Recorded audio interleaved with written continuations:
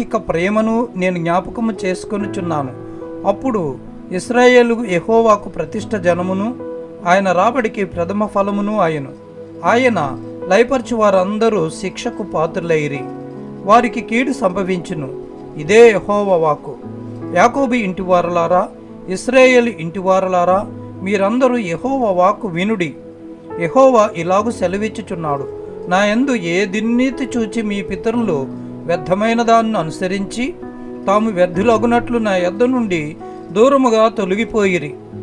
ఐగుప్తు దేశంలో నుండి మమ్మను రప్పించిన యెహోవా ఎక్కడనున్నాడని అరణ్యములో అనగా ఎడారులు గోతులు గల దేశములో అనావృష్టియు గాఢాంధకారమును కలిగి ఎవరునూ సంచారమైనను నివాసమైనను చేయని దేశములో మమ్మను నడిపించిన యెహోవా ఎక్కడ ఉన్నాడని జనులు అడుగటలేదు.